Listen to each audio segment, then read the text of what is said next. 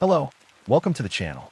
If you enjoy this kind of historical storytelling, don't forget to like, comment, and subscribe. Thank you for listening. Have you ever wondered what it feels like to walk through streets where life has vanished overnight? What secrets linger behind shuttered doors, where families hide in silence, afraid even to breathe? How does fear change the way a city lives, and how does it change the people who survive? What happens when death moves faster than understanding, leaving no one untouched and no truth? Clear? I still remember the first morning I noticed the change. The harbor lay shrouded in fog, pale and silent, a stillness I had never known in all my years wandering these streets and docks. Ships bobbed gently in the mist, their timbers slick with sea spray, ropes creaking faintly like whispers of a warning no one yet understood. Normally, the harbor was alive at this hour, the cries of merchants, the bark of orders, the slap of oars against hulls. But on that morning, it was empty of sound, as though the city itself had taken a deep breath and held it. I stood on the edge of the pier, the wooden boards cold beneath my bare hands, and I felt a heaviness pressing down, not from the fog or the sea, but from something unseen. The first signs were subtle. A sailor here, a merchant there, suddenly gone. Rumors began trickling into the city, carried in hushed tones by those brave or foolish enough to cross from the docks into the streets. Some whispered of a sickness, fast and merciless, that struck without warning. Others insisted it was divine punishment, a judgment upon a world too reckless to survive its own indulgence.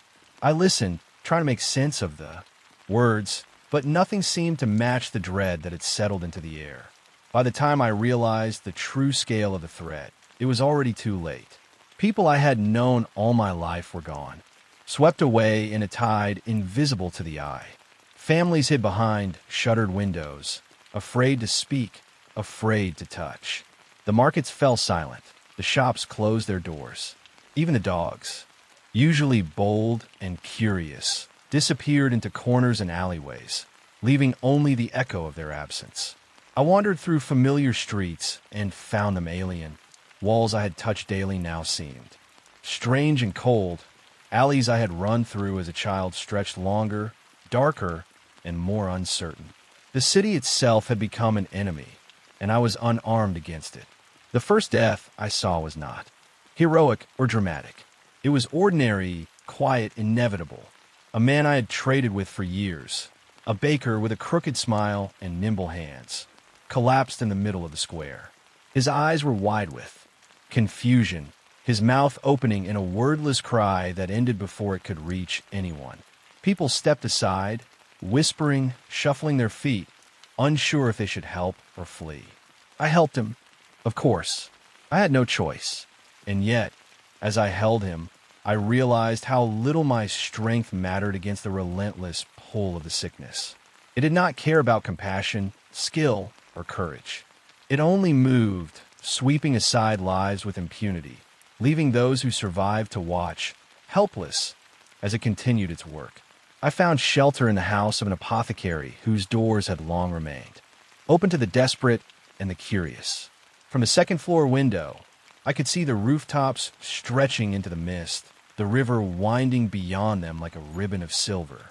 I began recording everything, my hand trembling as I tried to capture the city as it was becoming. Each note was an attempt to anchor myself to a world slipping away, each word a plea against forgetting. The streets were emptied gradually, block by block, house by house. Doors were bolted and barred. Sounds of coughing and whispered prayers leaked through cracks and keyholes, mixing with the scent of damp stone and smoke. The disease was not immediate. It moved like a shadow across the city, sometimes skipping streets, sometimes lingering in one block longer than another. Its pace was unpredictable, but its effect was uniform. Fear, suspicion, and isolation. Families huddled together, wary of each other, unsure whether closeness would preserve them or destroy them. Neighbors once intimate now avoided eye contact. Even children learned to measure their steps and words, imitating the caution of their elders. Survival had become a form of mathematics, a calculation of distance, time, and exposure with no certainty of the result. One afternoon, I walked past the market square. The stalls were abandoned, their wares rotting beneath a thin layer of dust and frost. I saw a piece of bread left on a counter, untouched. I wanted to take it, but something in the silence forbade me. The square was full of ghosts, the echoes of voices that once shouted, the ghost of laughter, the ghost of a crowd that would never return. A stray dog padded cautiously across the stones, sniffing at the remains of what had once been a bustling life. I watched it move, envious of its simplicity. It feared only hunger and instinct. We feared everything, even the air itself. At night, the city became something almost alien. Shadows pulled in, corners stretching and swallowing anything they touched. I would wander, keeping my steps measured, my eyes alert for movement, for signs of life or death. Windows glimmered with candlelight here and there, but even within, the occupants were strangers to each other, bound only by the shared terror of survival. From time to time, I caught glimpses of the sick being carried away, sometimes by family, sometimes by strangers, sometimes by none at all. Each carried a silence more profound than any words, a finality that the city itself seemed to recognize. In those early days, I realized that knowledge was both a weapon and a curse. I watched healers prepare poultices, concoct tonics, and pray over the ill. Some succeeded in easing suffering slightly, though none could alter the ultimate path of the sickness. Others faltered, their own fear translating into error. And yet, I could not abandon them. To flee was to abandon the living and the dying alike. I recorded names, faces, moments of compassion. I recorded the failings, the small acts of courage, the whispers of hope, however fragile. Perhaps, I thought, memory itself would become our salvation. The first grave I witnessed was shallow, dug outside the city walls. The bodies lay side by side, wrapped in rough cloth, their faces hidden but imagined in my mind. Children peered from alleys, adults averted their gaze. Each shovel of dirt struck the ground with a sound that echoed in my chest. In the shadow of these burials, I began to understand the scale of loss. It was not measured in numbers alone, but in the erasure of routine, trust, and the ordinary joys of life. I had survived, but the city, the place I had called home, was already being erased. And yet, amidst the decay and fear, moments of life persisted. A woman left bread on a doorstep for a neighbor too weak to leave their house. A boy guided an elderly man across a slippery street, ignoring the risk. These small acts were fragile, yet they shone more brightly than any candle. I recorded them, not because they changed the outcome, but because they affirmed the stubbornness of human spirit, even in the face of an almost omnipotent darkness. By the end of the first month, I understood that nothing would ever be the same. Streets I had walked daily now seemed foreign. Houses remained shuttered. The familiar cadence of the city had disappeared. I realized that this sickness was not merely a visitor, nor a punishment that could be bargained with. It was a force that demanded a new way of being, a recalibration of trust, closeness, and survival. The world I knew had vanished, leaving only fragments, waiting for those of us left to reconstruct meaning from the ruins. The harbor remained, unchanged in appearance, but I knew it would never be the same. The tide still lapped against the docks, gulls still cried overhead. Yet the weight of absence hung heavy, a reminder that the city I had grown up in had begun to die long before the first body was carried away. And as I watched the mist roll across the water that morning, I realized that the story of this plague, of this city, and of those who endured it had only just begun. The morning after the first whispers of death, the city felt heavier, as if the fog had settled not only over the harbor, but over the hearts of every resident. I could sense the subtle shift in the streets, the hesitations in footsteps, the lowered voices, the avoidance of eye contact. The plague did not announce itself, with bells or warnings. It moved silently, invisibly, like a shadow stretching from house to house, crossing thresholds without permission. I began to walk farther into the city, seeking signs of life, or at least the semblance of it. The streets were eerily quiet. Doors remained bolted, windows shuttered. Occasionally, I would see a figure moving in the distance, hunched over, clutching something to their chest, and I would hold my breath, wondering whether it was alive or if it carried the marks of the sickness. The uncertainty gnawed at the mind, a constant reminder that familiarity had vanished, replaced by a landscape of fear and suspicion. It was in the marketplace that the scale of the devastation truly struck me. Stalls that had once overflowed with fruit, bread, and cloth were empty, dust gathering on the wooden planks as if time itself had stopped. The scent of decay hung in the air, not from the food, but from the bodies that had been carried away. The night before, some had been thrown into carts, others buried in hurried graves outside the city walls. I saw a mother, crouching beside her child, clutching him tightly as though she could ward off the inevitable. Her eyes met mine, wide with fear, and I could see in them the same thought I had struggled to suppress, that anyone could fall victim next and no one would be safe. I wandered into an alleyway, half expecting the sick to emerge from the shadows, yet finding nothing but silence. The walls, once familiar, now seemed menacing, as if the very stone had absorbed the dread of the people. Each step echoed, a reminder that I was alone, and yet I was not entirely alone. The city itself seemed alive in its fear, breathing a heavy, invisible air of dread. I realized then that the plague was more than disease. It was a transformation of the city's soul. Every narrow street, every shuttered window, every cautious movement of a neighbor was a testament to the subtle ways fear could reshape life.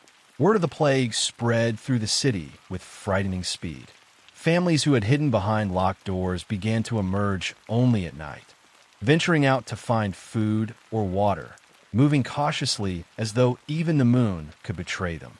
The priests and healers tried to calm the people, offering prayers, herbs, and elixirs. But their words were fragile against the unrelenting tide of death. I spoke to one healer, a man whose hands were lined with years of labor and whose eyes betrayed sleepless nights. He told me that he had tried everything, yet every remedy failed against the invisible enemy. "We fight a shadow," he said, voice trembling, "and shadows cannot be fought." By the end of the first week, entire neighborhoods had become ghost towns. Children's laughter was replaced by the distant groans of the sick. Families huddled together in silence, afraid that any sound might draw the attention of the plague. Even animals seemed to sense the change. Cats and dogs disappeared into corners, unwilling to confront the new reality. The city's normal rhythm, the clatter of commerce, the chatter of markets, the murmur of daily life, had been replaced by a staccato of coughs, footsteps, and whispered prayers. One day, I encountered a man dragging a cart of bodies through a side street. The cloth-wrapped forms shifted slightly with each movement, as if even in death they sought some escape. His eyes were hollow, and his face, though young, bore the weight of countless days of horror. He muttered to himself, counting each body in a monotone rhythm, as though the act of counting might prevent more deaths. I did not approach him.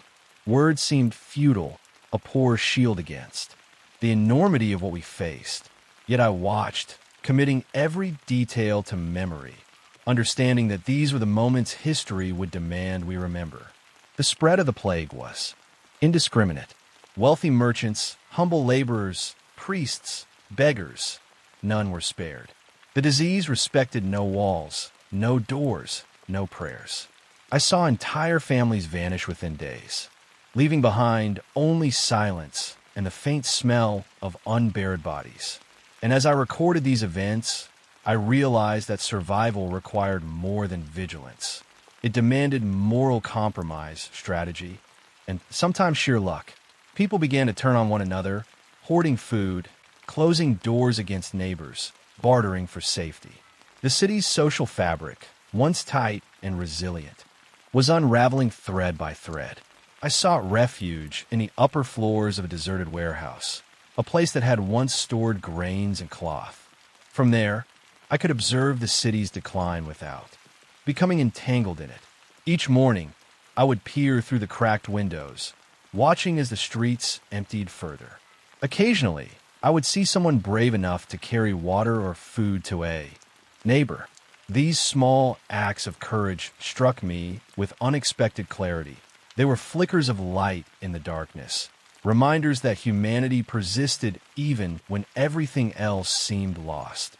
As days passed, the emotional weight of the city's suffering pressed down more heavily. I could feel it in my chest, in the way my hands shook while writing, in the hollow ache behind my eyes. I was surrounded by death, yet I could not escape it. And so I wrote. I recorded names, faces, events, the minor acts of heroism, and the quiet failures. Each entry became a lifeline, a tether to a reality slipping away, a defiance of the erasure occurring in every empty street. By the end of the second week, I had learned that the plague was not merely a physical force. It was a psychological one as well. Fear was contagious, spreading faster than the disease itself. People grew paranoid, suspecting neighbors of harboring illness, closing doors to anyone not recognized. Communities fractured under the pressure, and trust, once abundant, became a rare commodity. Even I, observing from my hidden perch, felt suspicion creeping into my thoughts. Could someone bring the sickness unknowingly to me? Could I be the next unwitting instrument of death? Despite the despair, I encountered moments that reminded me of resilience. A young girl shared a crust of bread with an older woman who could not leave her bed. A blacksmith, himself fevered, left water for a neighbor too weak to fetch it. These acts seemed small, almost trivial, but they illuminated the tenacity of the human spirit. They reminded me that even in the face of overwhelming darkness, light persisted in fragile, fleeting forms. I wrote these moments with care, understanding that memory would be our witness long after the plague had passed. By the third week, the city had been transformed entirely. Streets I had walked daily now felt like foreign terrain. Empty houses stared back with darkened windows. The wind carried a chill that seemed to pierce deeper than usual. I noticed how quickly society adapted, not in order to thrive, but merely to survive. People learned to move silently, to barter cautiously, to hide the sick, and to measure every breath and every step. I watched from my hiding place, fascinated and horrified, as the city evolved in response to a threat no one could see. The mass graves outside the walls multiplied. Teams of workers, some willing, some forced, dug and buried with grim efficiency. I watched as bodies were placed in shallow pits, counted, and covered with earth. Occasionally, a body would be rejected for decomposition too advanced, left to the elements. I could hear the groans of animals, the scrape of shovels against dirt, the whispered prayers that rose and fell in the air. Each grave represented not just death, but the loss of history, memory, and identity. By the end of the month, I had witnessed enough to understand that the plague was more than a disease. It was a redefinition of life itself. The streets, once vibrant with trade and laughter, now existed only as corridors of fear. Survival required constant vigilance, careful observation, and difficult moral choices. I had become a chronicler of the city's demise, recording each moment with precision, knowing that when the plague passed, if it ever did, our memories would be all that remained. The city's heartbeat had changed. It no longer thrummed with energy, but pulsed with tension, caution, and the soft rhythm of grief. I realized that the plague was shaping not only bodies, but minds and spirits. And as I sat in the quiet of my refuge, watching the fog drift over rooftops and the distant harbor, I understood that the story of survival was only beginning. and that the coming weeks would test every facet of humanity, from courage to cruelty, from hope to despair. By the time the third week had passed, the city no longer felt like my home. Each street I wandered through seemed alien, lined with shadows that moved differently, as though grief and fear had taken form and stalked the alleys. The plague was no longer a rumor or a distant threat. It had become an omnipresent reality. I saw it in the eyes of those who remained, hollow, terrified, yet clinging desperately to whatever thread of life they could grasp. I remember the morning when the first body fell in front of me. A young woman, her hair matted with sweat and dirt, collapsed in the square. Her mouth opened in a silent scream, her eyes wide and unseeing. No one rushed to help. There was nothing anyone could do. The street, once bustling with commerce and chatter, had become a corridor of death. I knelt beside her, unsure whether to touch, to turn away, or simply bear witness. In that moment, I realized that survival was no longer about strength or skill. It was about being present, about watching the world fall apart and remembering it. The plague had changed the very rhythm of life. Families no longer dined together. Neighbors avoided each other, even in the confines of their homes. The fear of contagion overrode every instinct of community or compassion. Children hid behind doors, their laughter replaced by coughs and whimpers. Markets remained empty, streets desolate, and even the wind seemed to carry whispers of warning through the alleys. Each day, new victims were carried out, sometimes by their own kin, sometimes by strangers, and sometimes by none at all. The silence they left behind was deafening. I began to follow the routes of those carrying the dead. They moved with a grim efficiency, covering faces with cloth, stacking bodies on carts, and whispering prayers I could barely hear. Their faces were etched with exhaustion, horror, and an acceptance that was almost mechanical. There was no room for grief, only the necessity to move, to bury, to continue, even as the plague continued to claim more lives. I took careful notes, recording each event, each face, each act of courage or desperation. Memory, I realized, was my only weapon against the erasure of history that this plague threatened to impose. One evening, I entered a narrow alley and found a man, tending to his sick wife. Her breathing was shallow, her skin cold and pallid. He offered her water, whispering words of comfort, even as his own eyes betrayed fear. I watched from a distance, unable to intervene without risking both our lives. In that small act, I saw the duality of humanity, the persistence of love and care even in the face of unimaginable peril. It struck me that survival was not only about avoiding death, but also about maintaining the fragile threads of compassion that connected us to one another. The city's churches, once filled with congregants, were now nearly empty. Priests moved silently from house to house, offering prayers and last rites. Their robes were dusted with ash and soot, and their hands trembled with the knowledge that not all could be saved. Some congregants clung to faith desperately. Others rejected it, their despair manifesting as anger, curses, or tears. I observed them all, recording the spectrum of human emotion in the shadow of relentless mortality. Even the sacred had been transformed into a theater of fear and helplessness. As the plague progressed, I witnessed behaviors that both horrified and amazed me. Some neighbors abandoned their families, fleeing at the first sign of illness. Others embraced their fate, refusing to leave, choosing to die at home with those they loved. The city had become a theater of extremes, where morality and pragmatism clashed violently. I recorded each choice, each act of courage, each betrayal, understanding that these moments were the essence of survival under such unrelenting terror. Graves multiplied outside the city walls. Shallow pits, lined in rows, received bodies daily. Some were wrapped carefully in cloth. Others were tossed with less regard. Evidence of exhaustion, fear, and desperation. I watched as the diggers worked tirelessly, shovels striking the earth with a rhythm that seemed to echo the heartbeat of a dying city. The The stench of decomposition hung in the air, blending with the smoke from fires burning in desperate attempts to purify or disinfect. I could see the city itself recoiling, streets narrowing under. The weight of absence, walls darkening as despair seeped into stone and timber. In the midst of chaos, small acts of resistance and humanity persisted. A woman left food on her neighbor's doorstep. A young boy guided a blind man across the square.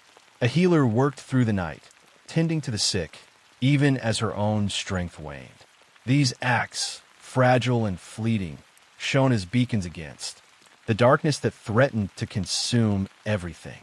I recorded them meticulously, knowing that when history looked back, these moments would illuminate the enduring spirit of humanity. Even in the midst of overwhelming devastation, I also witnessed cruelty born of fear and desperation. Neighbors turn on each other, accusing one another of harboring the disease, hoarding supplies, or practicing dark arts to explain the inexplicable. Arguments erupted in the streets, sometimes ending in violence. Trust, once abundant, became rare and precious.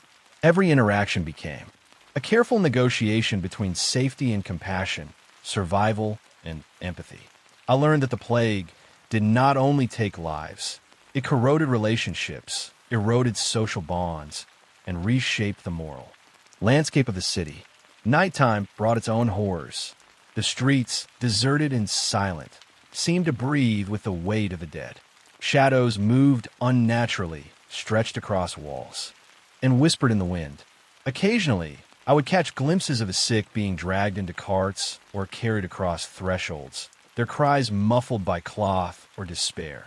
I would lie awake in my refuge, listening to the city's new rhythm, the soft scrape of shovels, the distant coughs, the faint whimpers, and try to comprehend how quickly life had been transformed into a constant negotiation with mortality. By the fourth week, the plague had consumed entire neighborhoods. The rich and poor alike were not spared. Wealth could buy some comfort, some temporary protection, but it could not alter the inevitable path of the disease. I saw elegant houses abandoned, doors locked, windows dark. I saw humble dwellings emptied of their occupants, left only as hollow reminders of lives that had vanished. Each empty street, each abandoned home, became a testament to the relentless and impartial nature of the plague. Amidst the horror, I documented the city's adaptation. People learned to communicate silently, leaving messages on doors, marking paths with subtle signs, arranging for exchanges without direct contact. The ordinary rhythms of life, commerce, conversation, socialization, were replaced with ingenuity and cautious innovation. And through it all, the city's heartbeat persisted, a fragile pulse beneath the weight of death, a stubborn insistence that life, however diminished, must continue. By the end of the month, I understood that the plague was reshaping not only the city, but the very nature of existence within it. It demanded vigilance, courage, and a constant negotiation between fear and empathy. I recorded every sight, every sound, every whisper and scream, knowing that memory would become the sole witness to this unprecedented devastation. The city, once vibrant, had become a living monument to suffering and survival. The streets, the walls, the alleys, they all bore witness to the cruelty of the disease and the resilience of those left behind. And as I looked out over the mist-shrouded harbor, I realized that the coming weeks would only deepen the shadow of death, testing every measure of humanity, morality, and endurance. By the fifth week, the city had begun to lose its familiar contours. Streets I had walked my entire life now twisted strangely beneath the pall of fear and death. The plague was no longer a silent shadow. It had become a storm, indiscriminate and unstoppable. Houses stood abandoned, doors hanging open, windows shattered or sealed with crude planks. The scent of sickness and decay clung to every stone, every corner, every alleyway. It was inescapable, pressing down on the mind and body alike. The people who remained were changed. I saw men and women who once greeted each other warmly now pass silently, eyes averted, avoiding even a glance. Families hid in darkened rooms, sometimes for days on end, venturing out only when hunger forced them. I watched a mother carry her child across a deserted street, whispering assurances that she may not have believed herself. The act of survival had become ritualized, cautious, measured, constant. Every movement had to be weighed against the risk of exposure, every breath calculated, every contact questioned. At this stage, acts of desperation multiplied. I saw neighbors abandon the sick, leaving them to perish in their own homes. Some locked doors, others fled entirely, taking what they could carry and leaving chaos behind. Rumors of thieves prowling empty streets spread faster than the disease, and those who dared venture out were wary of both illness and human cruelty. I witnessed a man strike another for a scrap of bread, a child steal water from a neighbor's barrel. Survival had become a fierce, often cruel calculus. Yet even amidst the brutality, moments of remarkable courage persisted. A young woman, fevered and trembling, ventured from her home to carry water to a neighbor too weak to move. A priest, his robe stained and hands trembling, offered blessings and comfort to the dying, though he knew not all would be saved. And I, too, continued to observe, recording every action, every choice, every whisper of humanity or depravity. These records became my anchor, the only tether to a world that was disintegrating around me. The mass graves had multiplied beyond measure. Teams of men worked tirelessly, sometimes day and night, filling pits with bodies. Some graves were neat and orderly, others were haphazard, a chaotic heap of cloth-wrapped forms. I saw diggers collapse from exhaustion, only to rise and continue, driven by necessity and fear. The city's walls seemed to watch silently, bearing witness to the relentless advance of death. I could no longer distinguish between the living and the dead from a distance. The lines had blurred. Shadows moved like apparitions, and the air was thick with sorrow, dust, and smoke. One night, as I moved through a narrow alley, I encountered a scene that will forever haunt me. A group of families had barricaded themselves inside a house. Inside, the air was thick with the smell of sickness.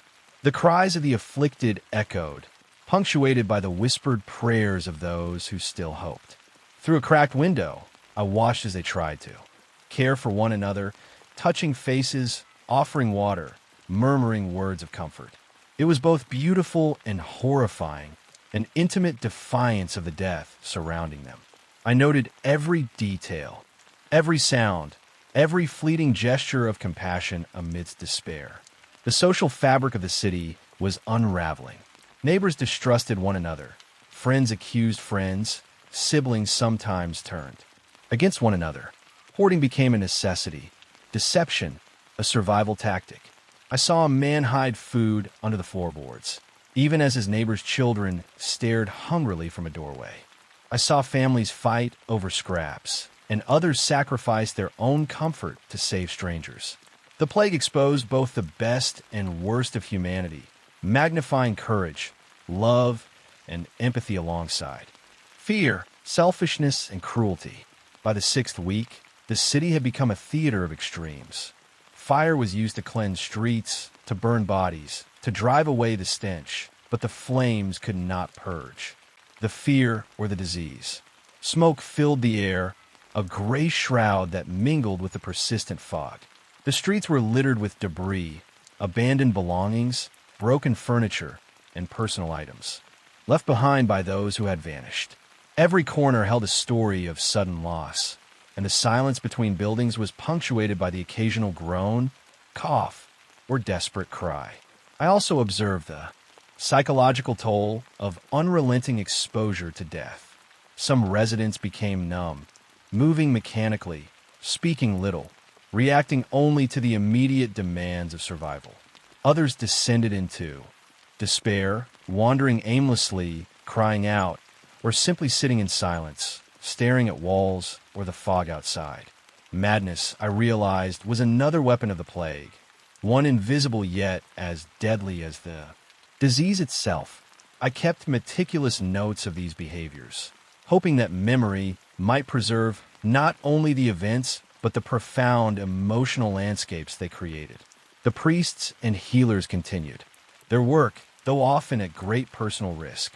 I watched one healer enter a house filled with the sick and dying, tending to each person with skill and care, while her own hands shook and her own strength waned. I witnessed priests administering last rites, their voices quivering, their robes heavy with dust and smoke. They offered solace, however transient, a reminder that even in the face of overwhelming destruction, rituals and faith persisted. Amidst the chaos, the city's children adapted in remarkable ways. They learned to avoid the sick, to follow silent instructions, and to find ways to help without exposing themselves. One boy, no older than 12, guided a blind man through the streets, carefully measuring each step. Another girl left small bundles of food at the doors of those too weak to leave their homes. In these fragile gestures, I saw the persistence of innocence and empathy, a testament that even the youngest understood the stakes and yet refused to surrender entirely to despair. By the 7th week, the plague had transformed not only the city, but the very air we breathed. Fear had become a palpable entity, a shadow in every street, a whisper in every alley. I could feel it pressing down on me, mingling with exhaustion and grief. My journals filled rapidly, pages coated with trembling hands, ink smeared from the moisture of tears. Each entry was a lifeline, a record of survival, a defiance against the erasure of history that this relentless plague threatened to impose. The streets were now filled with remnants of lives. Disrupted, toys lay in abandoned homes, cracked and faded. Meals left on tables grew cold and moldy. Letters remained unopened. Every detail, mundane or profound, carried weight. I recorded them all, knowing that these fragments would become the evidence of a world reshaped by fear and mortality. Each page was my testament, my way of holding on to a reality that seemed increasingly ephemeral. By the 8th week, the city had become a place where the living and the dead existed side by side. Shadows of the deceased lingered in doorways, in alley corners, in the fog-shrouded streets.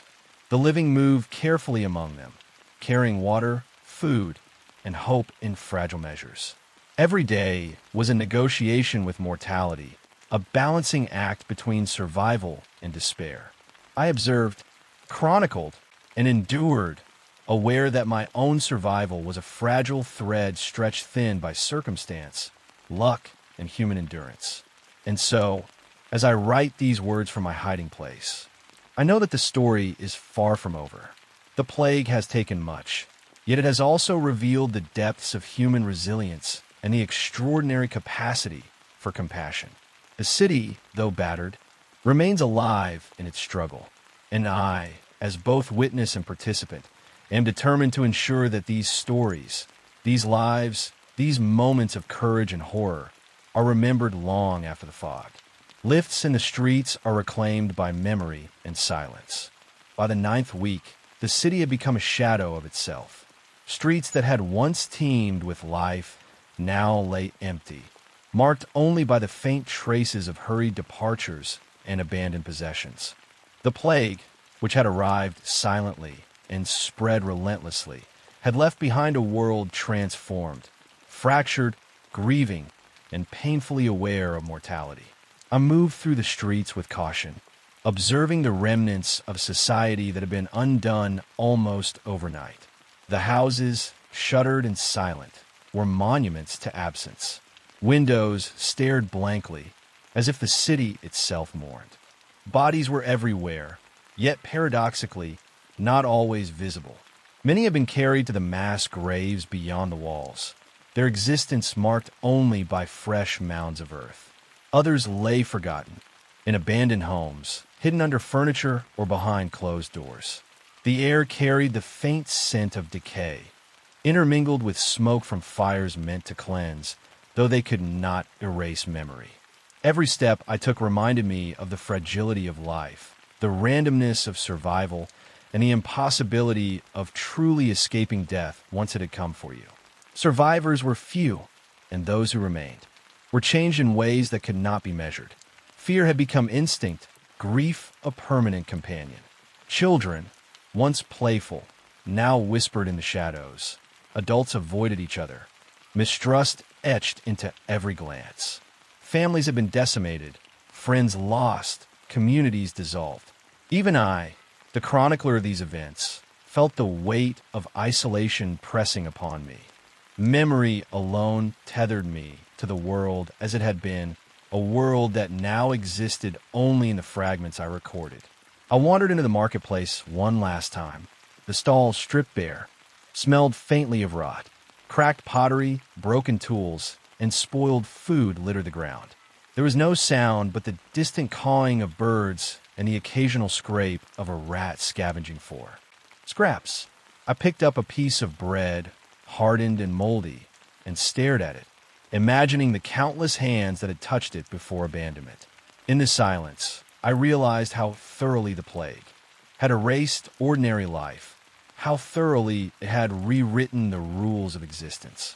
Acts of compassion persisted, though they were rare. I saw a man leave water at a doorstep, a gesture almost ritualistic, a small defiance against the inevitability surrounding us. A girl, fevered but determined, guided a blind elder across a street strewn with debris. These acts shone brightly against the pervasive darkness, reminders that humanity endured even when overwhelmed by despair. I recorded these moments, understanding that memory itself was perhaps the most important survival tool we possessed, the only way to ensure that those who perished would not vanish entirely from history. The city's churches, once bustling, were now quiet. Priests moved from home to home, offering comfort and last rites where they could. Many were themselves sick or weakened, yet they persisted, a testament to the stubborn persistence of faith amidst chaos. I watched as one priest knelt beside a dying man, murmuring prayers while his own hands shook with fatigue and fear. In these moments, I recognized the delicate balance between hope and despair, courage and exhaustion, life and death. Even amidst overwhelming destruction, these gestures of care marked the resilience of the human spirit. I returned to the harbor where I had first noticed the plague's arrival. Ships floated silently, their sails limp, moored to docks now overrun by weeds and debris. The fog that had once cloaked the city seemed heavier, more oppressive, as if it too mourned. I walked along the pier, noting the changes. The waves lapped quietly, indifferent to the suffering that had consumed the city. Gulls circled above, their cries echoing in the emptiness. And I realized that this harbor, like the city itself, had witnessed the full scope of humanity's confrontation with mortality. Fear, grief, cruelty, and compassion interwoven in a tapestry that would forever remain in memory. By the 10th week, I could see the beginnings of recovery, though they were faint and uncertain. Streets remained mostly empty, yet the occasional survivor ventured out to check abandoned homes, collect supplies, or visit those still living. Some began to rebuild, carefully clearing debris and restoring order where they could. Yet the city's soul had been altered, irreversibly. Silence had become familiar, absence routine. Life persisted, but always in the shadow of the devastation, a constant reminder of the fragility of existence. I reflected on what I had witnessed. The plague had been indiscriminate, sparing no one entirely based on wealth, status, or power. It had revealed both the depths of human depravity and the heights of courage and compassion. Some had hoarded, abandoned, or betrayed. Others had given, risked, and comforted. I recorded these stories with precision, understanding that the city's survival was inseparable from the memory of those who had perished. Every act mattered. Every choice counted. Every human gesture, good or bad, was part of the narrative of endurance. The mass graves beyond the city walls continued to serve as a stark reminder of loss. I walked among them, noting the markers hastily inscribed, the mounds of earth uneven, the lingering stench. It was a place where memory and mortality intertwined.